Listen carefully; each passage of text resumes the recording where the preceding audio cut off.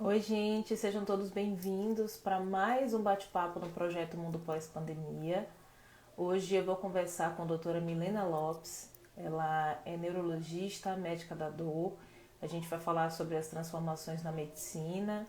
Vamos falar também sobre vacina, sobre medicação, como é que essa pandemia tem ressignificado a relação das pessoas com o próprio corpo.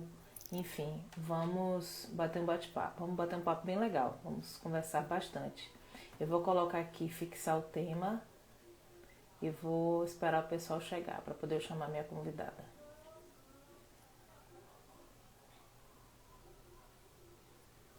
Esperar o pessoal chegar. Olá, Ian, seja bem-vindo. Bom ter você por aqui. Deixa a minha convidada chegar para poder eu começar.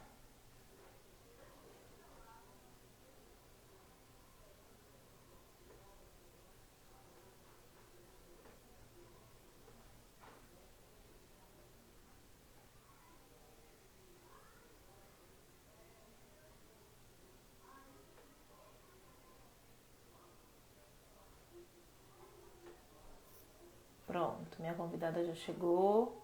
Deixa eu chamá-la.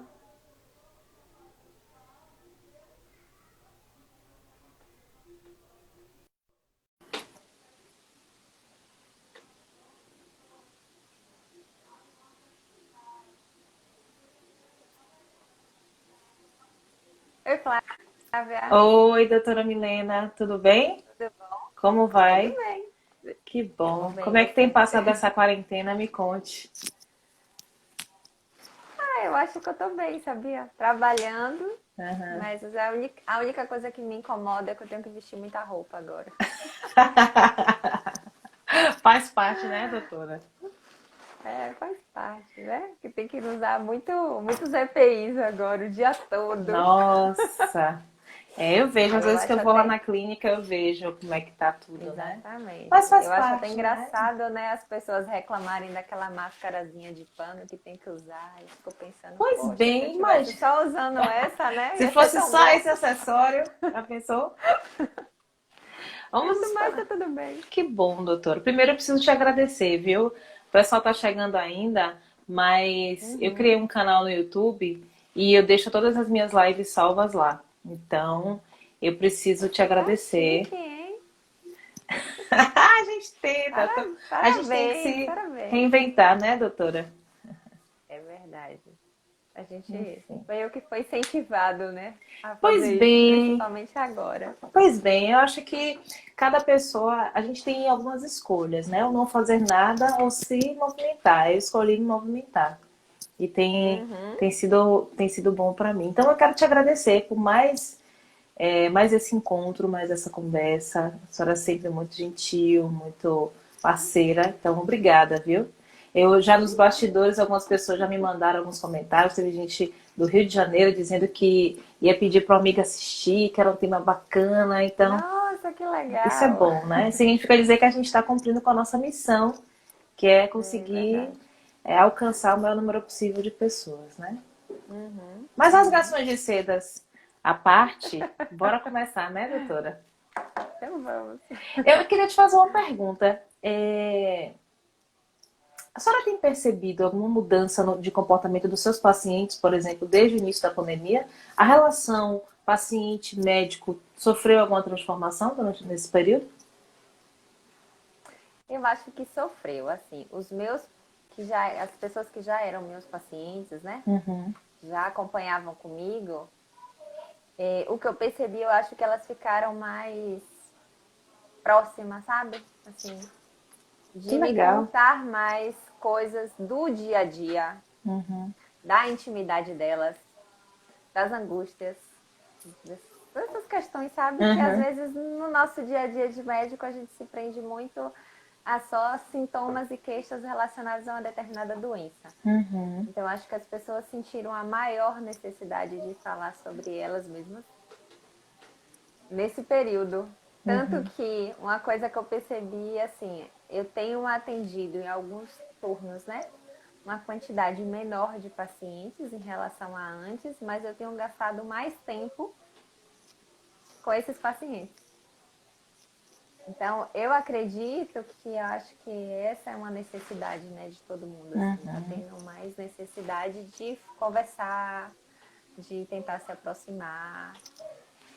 E assim, eu não sei, eu não tive essa impressão, pelo menos com as pessoas, né, os meus pacientes que foram novos. Isso eu ainda não percebi. Mas os antigos, com certeza, eu acho que ficaram muito mais próximos de mim. E uma outra coisa que assim eu vejo por comentários, né, em relação aos meus colegas, é que a gente teve o lado, acho que positivo e negativo em relação a essa relação, né, do médico, do profissional de saúde na pandemia. É que no início se colocava muito como profissional de saúde, como aquele que poderia transmitir mais o vírus, né, logo assim no primeiro mês, eu acho. Então, teve alguns colegas que, tipo, meio que se sentiram isolados ou colocados de lado, principalmente nos lugares em que moravam, né, nos condomínios, nos prédios, como, tipo, eu não quero você perto de mim, saia daqui porque você vai transmitir. E alguns colegas acabaram falando que isso foi algo ruim, mas ainda bem que isso não aconteceu comigo, sabe? Acho que a minha relação com os meus pacientes melhorou bem mais, assim, nesse período. Que Algo bem legal, positivo. que bom. Deixa eu dar as boas-vindas para quem chegou agora. Vânia, minha amiga, um beijo para você. Carol. Pessoal, sigam o exemplo de Carol e Vânia, viu? Clique aí no coração, porque dizem, né, que quanto mais você clica no coração, fica anunciando lá a live. Sim, E aí a gente tem chama os mais amigos aqui pessoas. também. Fabiane, que já entrou. O Keilo também, que é um colega médico. Você é estourada, Então doutora. vai chamando aí, pessoal. Pois é, cliquem aí no coraçãozinho para poder, né? Isso, ó que galera massa. Agora, ó, um monte de Tudo vai coração. interagir mais. Pois bem, podem mandar perguntas e dúvidas, viu, minha gente? Você trouxe uma coisa interessante, doutora, sobre esse preconceito, essa rejeição que parte das pessoas teve com a comunidade médica, né? Eu vejo isso transformado, ressignificado. Os médicos viraram heróis, o profissional da saúde, talvez, e aí eu queria que você falasse um pouco mais sobre isso. Eles sofreram uma transformação na forma como a sociedade enxerga. E aí, quando a gente fala do profissional da saúde, não está só se referindo ao médico. Hoje as pessoas já falam mais dos técnicos, dos enfermeiros, das pessoas da limpeza, dos auxiliares. Então, houve essa Sim, houve essa ressignificação na sua visão do papel? Eu acho que sim, né? Eu acho que sim. Acho que, como tudo nesse período da pandemia, né? A gente tinha uma visão logo no primeiro mês. E, assim, tudo foi se transformando. E acho que agora, com assim, os ânimos menos exaltados, a gente também tem uma outra visão em relação ao papel também do pessoal da saúde, né? Então, esse medo que existia, acho que no início, né, da transmissão e tal, eu acho que ele foi dando lugar exatamente a essa questão, né? Do pessoal começar a ver a importância que existe realmente, né? Que eu acho assim que toda pessoa que se dedica a fazer alguma área da saúde, eu acho que o objetivo final dela é: poxa, eu estou abdicando de coisas da minha vida pessoal em função do cuidado do outro, independente, né, de qual profissão da saúde você vai seguir. E isso foi muito mais explícito agora, né? Então, assim, enquanto era para todo mundo ficar em casa, nós sempre estávamos ali, né, tendo que sair, tendo que expor muitas vezes, né, a gente acabar se afastando da nossa família em função do cuidado do outro. E eu acho que, de certa forma, isso foi passado, né, pela mídia. O pessoal começou realmente a perceber que essa é sempre, eu acho que foi a nossa intenção, né, pelo menos a maioria das pessoas, que é exatamente essa preocupação que a gente tem, né. E, assim, hoje eu vejo que a gente passou a ser novamente, né, tem uma imagem muito mais positiva do que antes. Tem uns rankzinhos de umas pesquisas que eu leio, né, que tipo assim, qual seria a classe que você mais confia, né? Sempre tem isso anualmente, assim. E aí, desse ano, realmente, os profissionais de saúde tiveram um pouquinho Disparado. melhor na avaliação. Boa noite para a galera que chegou agora. Lilian, um beijo. Kleber, um beijo para você. Pessoal. Sejam bem-vindos. Mandem perguntas. Você falou uma coisa bacana aí sobre a mídia, do papel da mídia na disseminação e no reforço positivo da imagem que a sociedade tem da comunidade da saúde, né? Médicos, enfermeiros, a equipe multidisciplinar, a equipe de apoio também.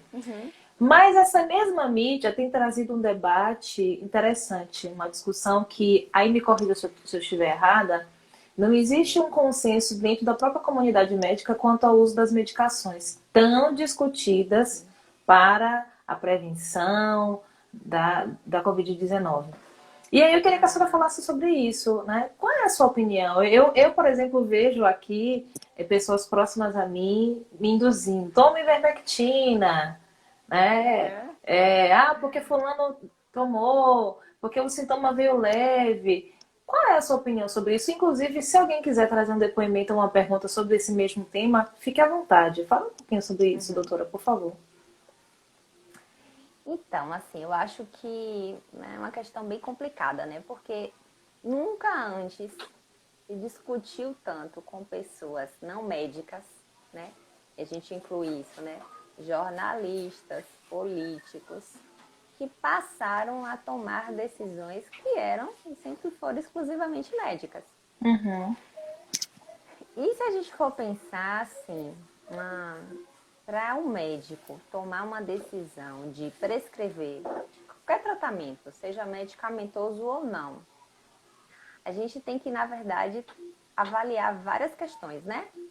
Então, eu avalio a idade do meu paciente, quais as doenças que meu paciente tem, se o meu paciente toma alguma outra medicação que possa interagir com aquela que eu estou pensando em prescrever, quais são os possíveis efeitos colaterais que aquela medicação vai causar no meu paciente, se o meu paciente pode ou não tolerar aquele efeito colateral, se por acaso, se tiver algum efeito colateral, como que eu posso tentar minimizar ou sanar aquele efeito colateral? Então, assim, a decisão médica requer várias questões. Não é assim, porque fulaninho usou, eu também vou usar.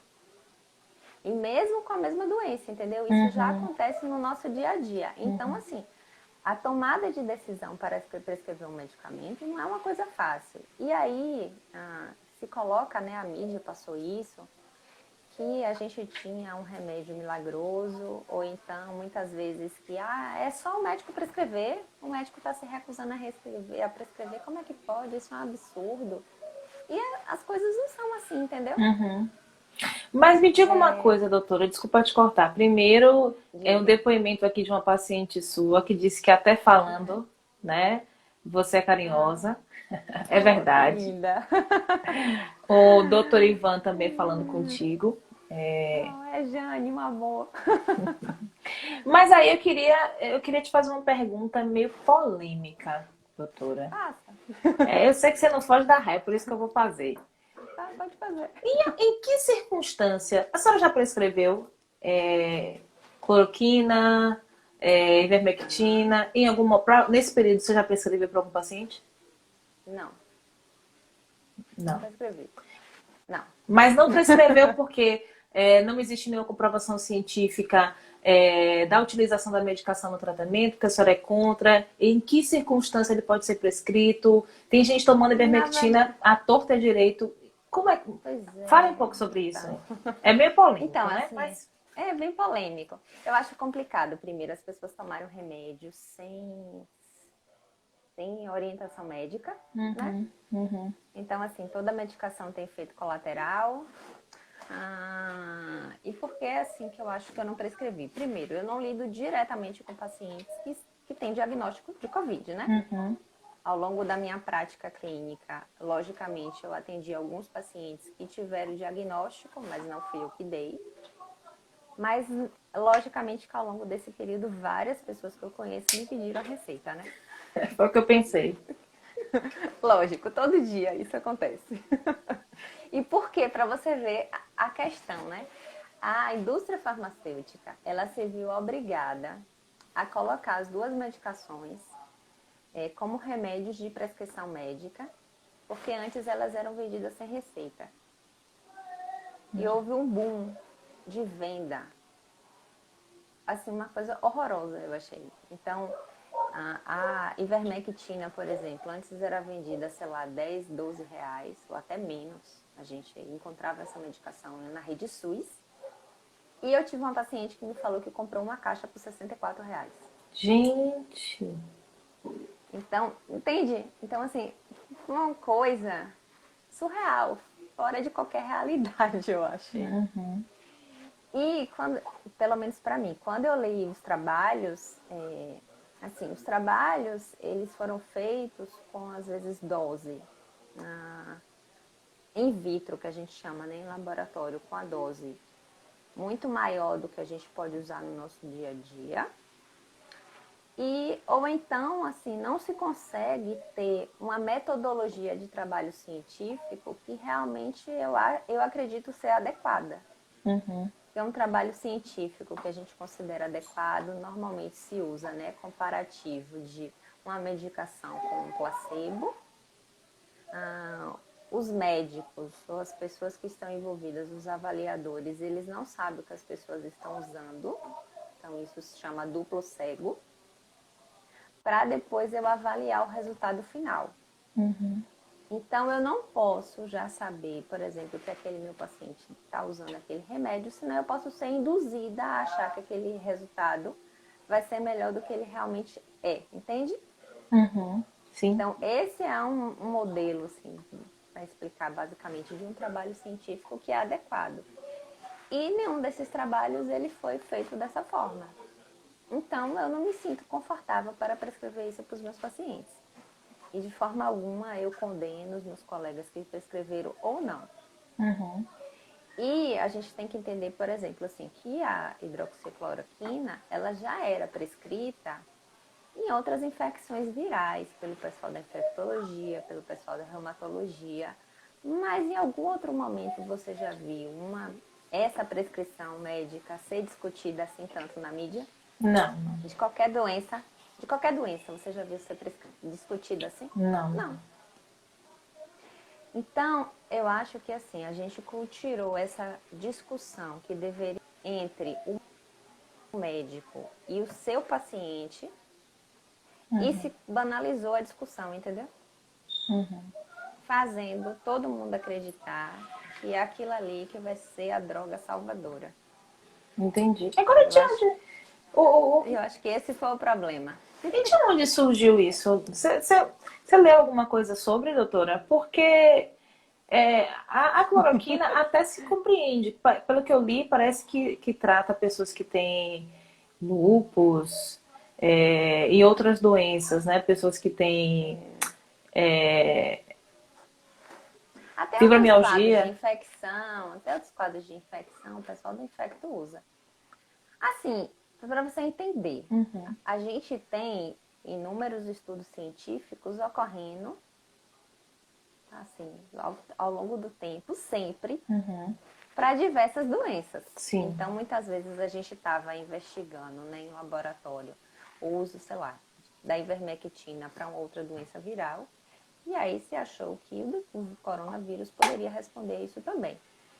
Só que esses dias eu vi uma entrevista de uma pesquisadora de São Paulo, a Natália. Depois a gente pode até colocar o linkzinho dela do Instagram. Então ela disse o seguinte, que assim, a gente, por exemplo, tem 100 medicamentos sendo testados em laboratório para uma determinada doença. Depois de você seguir todos os protocolos de avaliação científica, todo o rigor, menos de 10 é que vão começar a ter teste em humanos. E desses, mais ou menos 5 é que poderão vir a ser vendidos. Entendi. Então pense aí, 95% do que é testado em laboratório pode ser que nunca chegue realmente a gente usar na nossa prática diária, entendeu? Uhum. Entendi. Então não é assim uma coisa mágica que a mídia fica jogando. Vai ser a salvação. Não é, gente. Esse imediatismo, doutora, aí a gente pode discutir uma série de coisas, entre a questão comercial, entre o capitalismo, entre uma série de discussões, mas especificamente falando, eu ia falar disso mais à frente, mas para pegar esse gancho, você traz um comportamento imediatista das pessoas, né? As pessoas querem resolver as coisas de uma maneira muito rápida, muito imediata, num passe de mágica. E isso vale também para a vacina. A gente tem várias vacinas sendo testadas aí. Qual é a sua opinião sobre isso? Você acha possível que até 2021 a gente tenha essa vacina? O que é que você tem lido sobre? O que é que a comunidade médica discute? Como a forma como isso está sendo tratada? A gente talvez viva a era da informação, né? Que as pessoas têm acesso à informação rápida, mas isso também é perigoso. Existe a disseminação de um monte de informação falsa e tudo mais. Outro dia, uma pessoa me disse, olha, a vacina já vai começar a ser distribuída, já encontraram uma cura, quer dizer, a distorção com que a coisa chega para as pessoas. Eu queria que você falasse um pouco sobre isso, doutora, por favor.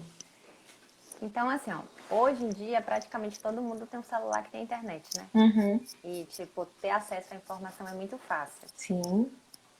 Porque antes a gente tinha que ir para a biblioteca, abrir o livro, enciclopédia, tudo isso, né? Dava muito trabalho. Uhum. E eu acho engraçado que ao mesmo tempo que a gente tem essa facilidade, a gente não vai lá e dá um Google e confere se aquilo é verdade ou não. Né? Então eu Verdade. acho, na verdade, a gente está ficando preguiçoso. Sim. Preguiçoso para pensar, né? Uhum. Então, assim, uma das coisas que eu tenho, assim, que eu acho muito legal é tudo. Eu sou super curiosa. A pessoa me fala uma coisa, eu vou lá e pesquiso, sabe? Para conferir. Ou então para ver se aquilo ali tem fundamento, para fazer correlação. E as pessoas não, são preguiçosas. Então, assim, você, tipo assim, lançou a vacina. Custa a pessoa ir lá e dar um Google e ver se é verdade? Não, não custa. Custa, né? E outra coisa, assim, por que que a gente tem, por exemplo, o vírus, o HIV é de um vírus, certo? Certo. Há quanto tempo que a gente tem o HIV? Mais de 30 anos, sei lá. Desde a década de 80, Sim. ou mais. Sim. Por que não foi feita ainda a vacina até agora? Não sei. É fácil? Não. Não é fácil fazer. Então, aí é que tá. Então, não é fácil fazer vacina de vírus, porque vírus é a estrutura que mais sofre mutação. Uhum. Por que a gente tem todo ano que tomar vacina da gripe? Porque a cada ano tem um novo sorotipo, né? Então, assim, o vírus sofreu mutação, ano que vem vai ser um outro sorotipo. Então, se fosse fácil, se fosse mágico, que nem todo mundo tá achando, a gente já teria vacina para praticamente todas as doenças virais que a gente tem circulando ao longo do tempo. E não é assim. Dá trabalho. Aí é outra coisa, entendeu? Que as pessoas ficam tudo vendendo como se fosse um passe de mágica. Eu acredito que ano que vem já pode ter a vacina, sim. Por quê? Porque agora tem a questão econômica, tem um monte de empresa que está se dedicando muito, né, a fazer testagem, produzir. Já está pegando, por exemplo, a estrutura de outras vacinas e está tentando adaptar. Só que a gente também tem que saber que tem essa questão, né? Então, assim, a gente vai ser capaz de produzir uma vacina que vai ser adequada quando o vírus mutar, sofrer uma mutação? E não sabemos. Né? Faz sentido, faz Então, sentido. mais ou menos, sei lá, uma semana, por aí, 10 dias, já teve uma reportagem, né? O pessoal investigou e se viu que o vírus que está no Brasil já sofreu uma mutação, que é diferente, por exemplo, do vírus que foi logo identificado lá na China. E aí, vai ser uma vacina universal, ele vai ter condições de pegar tudo? Então a gente tem que começar a se fazer pergunta, entendeu? Quando a gente se faz pergunta, a gente não acredita em tudo que o povo diz. Faz sentido, faz sentido. Perfeito isso que você trouxe. Agora, essa pandemia, ela transformou a vida de quase todo mundo, para não dizer de todo mundo, né? Pois bem, a gente está vivendo isolado. Essa semana, conversando com a amiga, ela disse, Flávia, todo mundo achou... Porque no início da pandemia foi toda uma festa, né? Festa entre aspas. Era tudo novidade. Vou me recolocar aqui, né? Refazer a minha fala. Foi tudo uma novidade. Então, uma live de artista era uma coisa extraordinária. Enfim, essa coisa de ficar em casa. Só que já se passaram 4 meses e ninguém aguenta mais ficar em casa, né? E o que você tem percebido? Quais são os impactos emocionais e físicos desse isolamento compulsório que a gente está passando há tanto tempo, doutora? Me conte aí. Eu vou te fazer uma pergunta. Quando a gente começou lá em março, você achava que isso ia durar quanto tempo? Ah, eu Na acho que, verdade. sei lá, no máximo 2 meses. Tá vendo? Eu já sabia. A minha previsão era assim, gente, isso vai ficar tudo igual até depois do São João. Minha cabeça já estava preparada para isso. Exatamente porque eu sempre fico pensando nos porquês, sabe? Uhum, Isso não é assim. Baseado com aquilo que eu estudei, não vai ser tão fácil. uhum. Então eu acho que eu já fui me preparando para isso. Só que a questão é, nem todo mundo se prepara, né? Sim, sim, sim, Nem sim. todo mundo se prepara. E aí o que eu tenho visto é que realmente, né, estar confinado, com sua liberdade, né, cerceada entre, né, Uhum, tá realmente mexendo muito com a questão mental das pessoas. Então, eu não sei se o Ivan ainda está aqui, ele que é psiquiatra, mas nossa, assim, as pessoas estão realmente adoecendo. Eu tenho atendido muitos pacientes, assim, ansiosos, uhum. com reclamando muito da questão do home office, que eu acho que assim, as pessoas estão trabalhando mais quando estão em casa, Sim, porque eu acho que o outro também, a pessoa que está trabalhando e a outra também não tem muita noção dos horários, né? uhum, uhum. Então, assim, teoricamente eu posso acordar em qualquer horário, eu posso começar a trabalhar às 10 ao invés de começar às 8 e aí eu também me estendo. E também a pessoa, sei lá, o chefe, por exemplo, fica mandando muito mais trabalho, né? Porque fala, você tá aí, você pode ir. Então, isso tá fazendo uma confusão, né, gente? Assim, tem vários aspectos, né? Primeiro, como eu tô em casa, eu posso dormir em qualquer horário e acordar em qualquer horário. Aí as pessoas estão mudando completamente o relógio biológico delas. Uhum. E a gente tem que entender que o nosso cérebro, ele não fica mudando assim de uma hora para outra. Então você vai dormir, sei lá, um exemplo, a 1 hora da manhã, mas se você estava acostumado a acordar às 6, você vai dormir de 1 às 6. É muito difícil o seu cérebro se readaptar a acordar mais tarde. E aí, por exemplo, você já não consegue dormir de forma adequada, alguns hormônios que deveriam ser produzidos à noite já não são produzidos, a memória que você deveria consolidar à noite durante o sono, você já não faz isso, aí no outro dia você já acorda num horário diferente, você já não produz mais, e você tá com aquele estresse, tudo tá piorando, né? Uhum. Entendi. E, e aí, assim, as pessoas estão realmente, eu acho, que estão adoecendo muito mais, tanto física quanto psiquicamente. Porque não pode fazer exercício, porque não consegue sair de casa, então a gente está ficando muito tempo sentado, digitando de cabeça baixa, usando teclado, né, computador, celular, e está tendo muito mais, eu acho, quadro de dor osteomuscular, e eu estou pegando muito, né, pelo menos esse mês, mas também eu acho que principalmente as doenças relacionadas à questão, né, de saúde mental têm aumentado bastante em função disso. Então eu acho que ao invés da gente estar tentando fazer algo que vai melhorar a nossa saúde, eu acho que a gente está piorando a nossa saúde nesse período da pandemia. Deixa eu dar as boas-vindas para quem chegou agora. Paulinha, um beijo. Cíntia. Lucas também. Paulo, ele disse que a pandemia tirou o emprego dele, tirou ele da recepção da CTD. É uma pena. Oh, Paulo, foi verdade. Eu, infelizmente, os meus amores do coração que trabalhavam comigo na recepção não estão mais no meu dia a dia.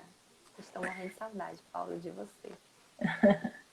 Pois bem, então, doutora, você trouxe aí vários relatos, né, do que você tem percebido de Uhum. pacientes e tudo mais. E me conectei com várias coisas que você trouxe. Mas eu queria que a senhora trouxesse um alento. Que tipo de. Existe alguma prevenção que alguém possa fazer para que esses impactos sejam minimizados? Ah, eu acho que tem. Eu acho que os meus pacientes, eu espero aqui, ó. Iris, que entrou, Manu é exemplo. Alguns pacientes estão seguindo algumas dicas que eu fico dando o tempo todo que eu atendo eles. Então, assim, primeiro, eu acho que a gente acha que rotina é uma coisa chata, Uhum, né? Quando a gente tira férias, ai, que maravilha, tô livre.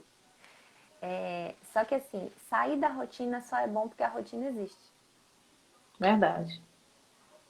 E, e já tem vários estudos, né, relacionados à pesquisa em neurociência que mostram que fazer uma rotina minimiza a ansiedade. Porque a gente fica ansioso porque a gente fica se preocupando com o que vai acontecer no futuro, né? E aí, se eu me organizo, se eu me planejo, eu estou dizendo para o meu cérebro que aquilo ali está mais ou menos controlado. Lógico que a gente não vai controlar tudo. Uhum. Mas se eu tento organizar, por exemplo, o meu dia, o que eu vou fazer durante a minha semana, eu estou tentando me manter o mais próximo daquela normalidade. Uhum. Isso vale para as atividades relacionadas ao trabalho, relacionadas ao seu estudo, o horário que você vai dormir, o horário que você vai acordar, para você tentar realmente manter, né, uma questão de saúde física e mental. E aí tem muita gente que está falando, doutora, eu não consigo fazer exercício. E aí eu fico dando um exemplo, né? Que eu sou a louca da escada agora do meu condomínio. Desde que começou a pandemia, eu não uso elevador. E eu moro no 8º andar, então eu subo 9 andares no mínimo por dia. Nossa! E ó, já no início eu ficar cansada, assim, dar uma paradinha, mas agora eu já subo tranquila.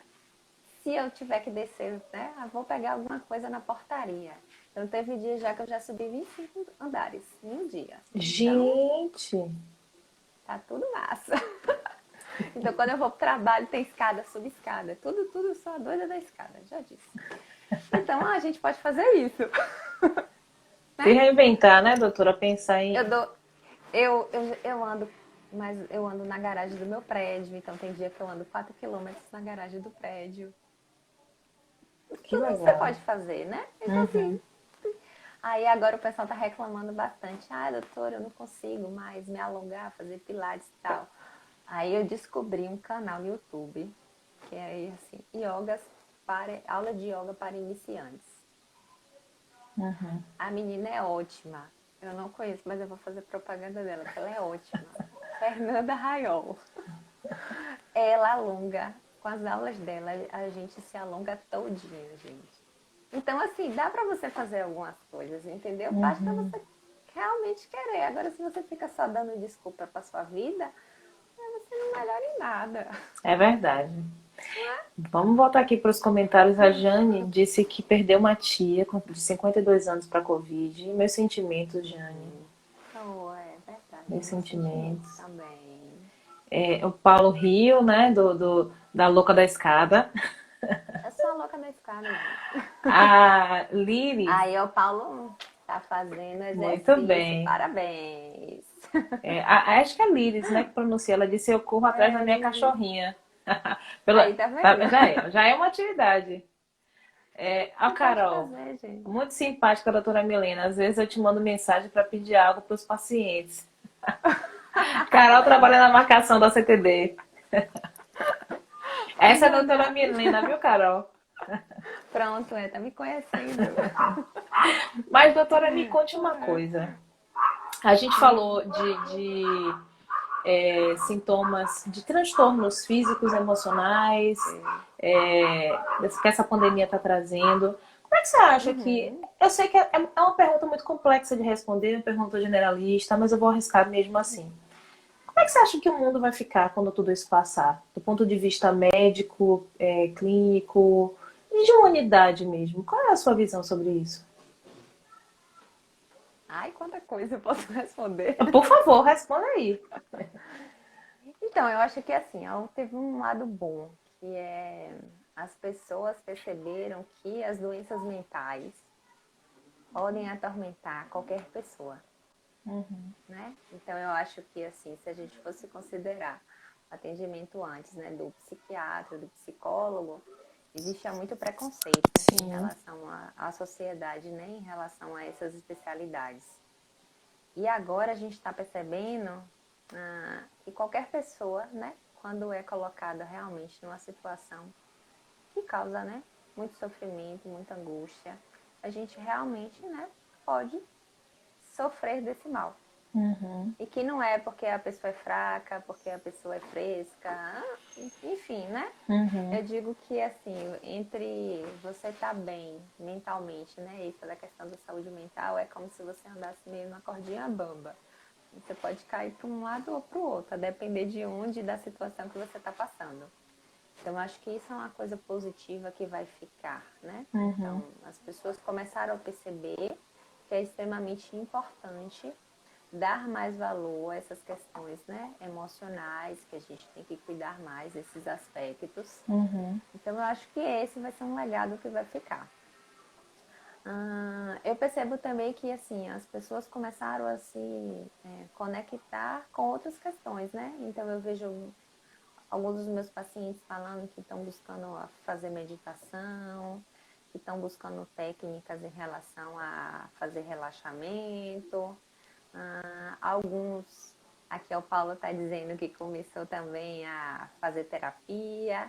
Então, assim, né, exatamente isso. Eu acho que quando a gente começa a se conhecer mais, a gente começa a identificar as nossas emoções. Então, assim, todo Sim. mundo vai sentir raiva, vai sentir medo, vai sentir tristeza. Ah, então, quando a gente começa a identificar isso, a gente sabe lidar melhor com as nossas emoções e, consequentemente, a gente vai ter uma ação e reação ao que vai acontecer na nossa vida da melhor forma. Isso é uma coisa legal. Ah, mas, assim, eu acho que tem pessoas que não vai acontecer nada, sabia? Que tem gente que não vai evoluir. Ah, sim, sim. Sim, sim, sim. É que, assim, eu aprendi que cada um tem seu tempo, sabe? Pra tudo. Tem Uhum. gente que tem seu tempo para evoluir, tem gente que do mesmo jeito tem seu tempo para começar o tratamento médico, às vezes não é aquele momento dele, então cada pessoa tem seu tempo. Uhum. E tem pessoas que vão passar e vão continuar do mesmo jeito, né? Sim, sim, sim. Ah, eu acho que assim, nós médicos fomos obrigados a, nesse momento de distanciamento, por eu não ter tanto contato, né, com o meu paciente no consultório, a tentar meios de me aproximar deles, né? Então, por exemplo, eu comecei a participar de live, que eu nunca imaginava isso, por exemplo, sabe? Eu vou ficar falando com o pessoal assim na internet, meu Deus do céu, isso é coisa de blogueiro. Leva jeito, viu, doutora? Aí eu ficava, eu não sei não. Aí eu fiquei pensando isso. Só que assim, você começa a ver que tem tanta pessoa falando besteira, ou então tanta coisa, gente falando coisas erradas, né, sobre a área médica, sobre essas questões da ciência. Então você fala assim, ai, mas eu acho que eu posso pelo menos ajudar, né, as pessoas Pode a contribuir. pensarem, a Uhum. interrogarem. Então, e eu percebi que, tipo, vários outros colegas médicos, eles começaram a fazer isso, né? Se propuseram nessa questão, né? De passar mais conhecimento na internet. Uhum. Então, eu acho que esse foi um canal, né? Que a gente está usando para ficar mais próximo também da população. E eu acho que isso vai continuar. Que bacana. Teve gente chegando aqui. Juju, Júlia, um beijo, seja bem-vinda. A Tônia dizendo que você é maravilhosa, que ela te ama, que você Amor, fala essa arrasa. bem, amiga. Meus amigos são ótimos, tá vendo? Né? Uma rasgação de seda maravilhosa. Mas você é maravilhosa, né, Demais, doutora? demais aqui. Nada mais do que merecido. Mas deixa eu te fazer uma Obrigada. pergunta. Hum, Você, além de neurologista, especialista em uhum, cefaleia, também trabalha como médica da dor. isso. E é um segmento, se é que eu posso chamar assim, muito peculiar, muito específico, porque o paciente ele não tem só a dor física, né? Ele traz outras Uhum, comorbidades emocionais também. E aí eu quero te fazer sim. uma pergunta. Paciente de dor crônica e aguda, nesse momento de Uhum. pandemia, o que é que você tem percebido? Os transtornos, as crises de dor dele, física e também emocionais, têm aumentado Hum, nesse período? bastante, bastante. Então, assim, a gente tem tido casos, né, de dores mais agudas, principalmente nisso, na questão do home office. Uhum. Então, hoje mesmo eu atendi um paciente que ele tá com a dor no pescoço, né, com radiação pro ombro, há uma semana. Aí eu falei, mas o que aconteceu? Porque assim, antes de você começar a sentir dor, aí ele, doutora, eu tô trabalhando, tá, no home office eu tô trabalhando mais. Aí eu, descreve pra mim o que é trabalhar mais. Ele é engenheiro. Aí ele falou que tá durante 2 dias, ele trabalhou das 7 da manhã às 2 da manhã. Gente! Aí eu falei, tá explicado, né? Você falar mais alguma coisa? Não, né? Eu falei, olha só, seu corpo não foi feito para trabalhar tanto dessa forma, porque imagine, você só tá contraindo o músculo. Então, assim, esse é um exemplo, e eu tenho vários outros de pessoas que estão trabalhando muito no home office. E aí, assim, a gente tem realmente os quadros mais agudos, né, em função disso. E nos pacientes que têm, né, as dores crônicas, a gente pode ter agudização por essa questão mesmo, né, de ficar em casa. As mulheres também têm, tipo, jornada mais do que dupla, né? Porque agora tá em casa, cuida do filho, dá atenção pro filho, pro marido, que cuida da casa e limpa mais a casa. E mulher, assim, quando tá em casa, ela vê um negocinho sujo, ela quer lá limpar, né? Se ela não está em casa e não vê, aí passa tudo certo. Mas quando ela está em casa que ela vê, ela quer limpar na mesma hora. Verdade. Então as mulheres também estão trabalhando muito, muito mais. Isso é um fator que influencia. E também tem a questão emocional, né? Então, que lá no cérebro, eu digo que a área que controla a dor, que, né, interpreta os estímulos de dor que a gente recebe do restante do corpo, é a mesma área que também está relacionada à interpretação de emoção. Então, eu posso ativar essa área tanto por estímulos físicos, químicos e térmicos, como também por emoção. Então, meu paciente no final vai ter dor, né? De qualquer forma, seja por um caminho ou pelo outro. E aí, a gente tem realmente alguns pacientes têm tido pior em função disso. Por isso que a gente tem que trabalhar muito, eu acho, nessa questão, né? Do meu paciente se conscientizar que ele tem que trabalhar a parte emocional. Porque senão a gente só fica dando remédio o tempo todo, né? E remédio não trata emoção. Perfeito, perfeito. Você acha que existe uma falta de equilíbrio? Por exemplo, será que eu me pergunto, esse seu paciente engenheiro que trabalhou de 7 da manhã às 2 da manhã do dia seguinte, será que era realmente necessário? Né? Será que falta equilíbrio? Será que as pessoas não estão sendo desequilibradas mesmo, né? Nos seus quefazeres, na sua rotina?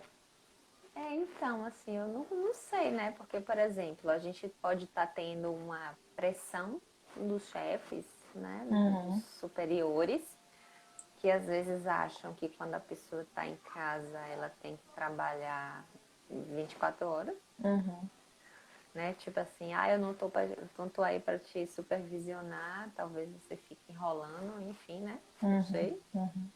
Ou então também tem aquilo, né? Que a pessoa fala assim, eu vou me livrar logo desse trabalho para depois eu ter meu tempo livre. Sim, verdade, verdade. Entende? Entrega logo essa Pode ser demanda. né? Uhum. Então, assim, não dá muito bem, né? Para você verificar realmente o que é que foi. Mas é por isso que eu digo, quando a gente foge da nossa rotina, quando a gente entra em desequilíbrio, bem a questão da acupuntura, né? A gente pensa na acupuntura sempre em entrar no equilíbrio. Quando a gente foge do equilíbrio, algum problema a gente vai ter. A Manu, ela faz um depoimento aqui, ó. Ô, Mia, a mesma coisa aconteceu comigo. Lembrei, fiquei 10 dias com dor. Quando cheguei lá, na mesma hora ela detectou. Com suas mãos abençoadas, em questão de minutos, que a dor passou. Gente, mãos mágicas, viu, minha gente? A gente já é uma consulta com a doutora Milena Lopes.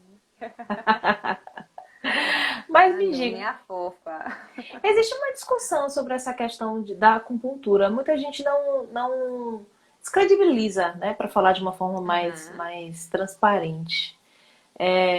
Como é que você entende isso? Como é que você defende a acupuntura como uma técnica medicinal? Me corrija se eu estiver errado na expressão que eu estou usando. Sim. Mas numa técnica medicinal que realmente funciona. Funciona comigo porque de vez em quando eu faço acupuntura. E eu posso dizer que não faço só acupuntura, mas funciona a acupuntura. Mas eu queria que você defendesse um pouco a acupuntura, que eu sei que você tem um amor, um apego pela acupuntura. Acupuntura é lindo. Então, é o seguinte, ó, a acupuntura já tem mais ou menos, assim, tem uns 3 mil anos. Só que o que aconteceu é que a nossa medicina do Brasil, ela é muito baseada, principalmente, né, quando a gente tá na faculdade, a gente estuda muito aquilo que vem da Europa e aquilo que vem dos Estados Unidos. E aí, eu meio que coloco a meia culpa, porque assim, as nossas sociedades médicas, durante muito tempo, elas deixaram a acupuntura como se fosse algo muito mais assim, relacionado à questão energética, questão, né, assim, meio do... Eles colocam na medicina alternativa, né? A alternativa fica parecendo uma coisa assim, meio sem crédito, né? Sim. E, assim, tem inúmeras causas que a gente pode discutir porque foi colocado nisso daí. Mas eu não quero entrar nessa seara. Mas, assim, o que as pessoas têm que entender é que, no Brasil, a acupuntura ela já é uma especialidade médica e já é aprovada dentro das 53 especialidades médicas há muito mais de 30 anos. E, basicamente, o nosso objetivo é que, quando eu coloco minha agulha de acupuntura, eu faço basicamente o mesmo trajeto de dor que, por exemplo, se eu enfiar uma faca em você, eu vou fazer, só que numa proporção bem menor. Então, eu vou estar estimulando o nervo, vou estar estimulando a medula e vou estar estimulando o meu cérebro. E quando eu faço esse trajeto, que seria o trajeto de dor até chegar no cérebro, vai lá naquela área que eu falei, que é a nossa área, né, que recebe estímulos de todo o corpo.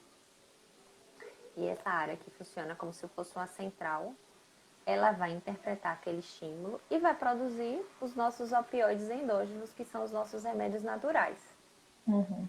Então, eu vou produzir exatamente opioide como semelhante a uma morfina, vou produzir serotonina, vou produzir dinofina, encefalina.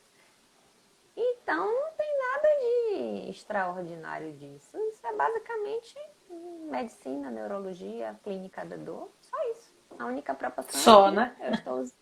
Só isso. Aí depois que eu descobri isso, eu falei, meu Deus, isso é maravilhoso. E Tem alguma aí a gente contraindicação, doutora? pode... Não, na verdade, assim, se meu paciente tiver uma ferida, eu não posso aplicar naquela região, entende? Se, tipo assim, tem pontos que eu não posso aplicar numa gestante. Mas, assim, a gente tem mais de 300 pontos no corpo. Então, por exemplo, eu posso escolher um ponto que não tem nenhum malefício para o paciente, entende? Mas, assim, não tem uma contraindicação formal. A contraindicação formal é se meu paciente não quiser experimentar. Perfeito. Fora isso, não. Faz em bebê. Eu não faço em bebê porque eu não atendo crianças. Mas tem colegas, né, pediatras que fizeram acupuntura que fazem bebê. Pode ser feito também a acupuntura sem agulha. Então, a gente tem outras técnicas que a gente pode usar. Então, assim, tem inúmeros benefícios. Entendi. Eu só vejo os mais benefícios do que malefícios. Sim, a conversa tá maravilhosa, doutora, mas a gente já tá quase com o tempo estourado. Faltam alguns minutos para a Meu gente Deus, que finalizar. A gente rápido tem quase isso. uma hora. Quando a conversa é boa, o papo flui, né? Essa passa muito rápido. Pois é. Eu queria que você fizesse alguma consideração. Que tipo de conselho, doutora, você dá para quem está, por exemplo... Porque, assim, a gente vive uma realidade muito perversa, né, nesse país, de desigualdade, de falta... Eu queria que você falasse um pouco sobre o SUS. A gente até combinou de falar sobre isso, né, nas nossas perguntas. E você realmente acha que, depois dessa pandemia, a forma como a sociedade e o próprio governo enxerga o SUS vai ser ressignificado? Já está sendo ressignificado? Qual a sua opinião sobre isso? Não. Ah, é? Não, eu acho que não. Eu trabalhei no SUS durante 7 anos. Numa cidade de 13 mil habitantes, numa cidade de 500 mil habitantes e em Salvador. Não tem diferença. Infelizmente. Entende? Então, assim, você vai ver agora que quando chegar a eleição, todo mundo vai prometer as mesmas coisas de sempre. Vamos melhorar a saúde, a educação e a segurança. Toda eleição é igual. Então, assim, infelizmente, eu não acredito, sabe? Por quê? Porque eu acho que o SUS ele é usado como palanque, como forma de ganhar voto. E aí é aquele questionamento, né? Tipo assim, se o SUS fosse bom, funcionasse maravilhoso, que nem o da Inglaterra, que é um sistema completamente universal, o que é que as pessoas iriam prometer? Não teria o quê, né? Entende? Uhum. Mas me diga uma coisa, doutora, é um assunto muito polêmico, né? Eu É tenho, polêmico demais. sim, eu tenho escutado, eu tenho lido, tenho visto muitas discussões acerca disso. Inclusive, um dos idealizadores do SUS, que fez 30 e poucos anos essa semana, ele deu uma entrevista falando justamente sobre isso. Tem uma discussão que a gente não vai falar de política, mas eu só vou dar uma pincelada. Tem uma discussão que uma das propostas desse governo, com a ideia de Estado menor, é a privatização do SUS, né? A gente teve aí 2 ministros da saúde envolvidos com planos de saúde e tudo mais. Essa popularização do SUS, é que a gente tá comprovado a importância que o SUS tem, porque com todo esse caos que a gente está vivendo, se não fosse o SUS, o número de mortes seria bem maior, como foi nos Estados Unidos, que não tem o sistema único de saúde, por exemplo, né? E que as pessoas ficam com medo de ir, preferem morrer em casa, porque se for para o hospital, fica com a conta enorme para pagar o resto da vida. Mas, pelo menos na sua visão, você acha que essa ideia de privatização do SUS, ela fica um pouco adormecida ou ela vai voltar com força total? Por ser uma proposta, por exemplo, da extrema-direita que defende que o Estado ele tenha um mínimo de custo, por exemplo. Ah, eu não sei, né? Difícil essa pergunta que eu te fiz, né? É difícil. De todas foi a mais difícil. Eu realmente não sei, porque assim, agora a gente vai ter eleição municipal, né? Uhum, Com a eleição municipal tudo muda, assim, os ideais mudam. uhum. Realmente não sei. Realmente não sei. Assim, tem muita coisa que eu acho que deveria ser rediscutida em relação, sabe, ao SUS. O que, por exemplo? Assim, às vezes eu acho que a gente gasta muito mais assim, a gente tem que pensar o SUS como indivíduo e o SUS como coletivo.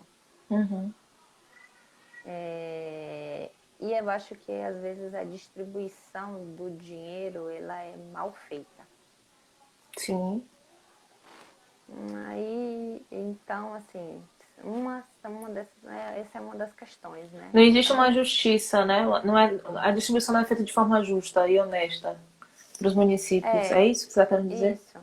isso. Mas, assim, também tem outras questões, por exemplo, que também até já foi discutido em relação a esse governo. Então, por exemplo, o Brasil tem municípios que são muito pequenos, né? Então, assim, a gente Uhum. tem município no Brasil que tem menos de 2.000 habitantes. Uhum. Existe. Aí, assim, se a gente for parar para pensar, menos de 2.000 habitantes é um condomínio em Salvador. Um condomínio, né, em Salvador, a gente ia ter dinheiro, assim, um PIB suficiente para manter serviços em um município? Hospital, Provavelmente não. hospital, posto de saúde, médico? Uhum. Não, entende? Então, assim, eu acho que é uma discussão muito maior do que só isso, né? Uhum. Então, às vezes você quer ter um serviço do qual você não tem dinheiro para manter o serviço. E, assim, a gente entende que, por exemplo, os municípios, né, pela lei do SUS, os municípios têm a maior parte da responsabilidade é do município, Uhum. uma outra parte, né, que na verdade é descentralizado, né? Então, uma parte é do município, uma parte do estado e uma parte do governo federal. Só que tem municípios tão ineficientes que depende tudo do repasse do governo federal. Uhum.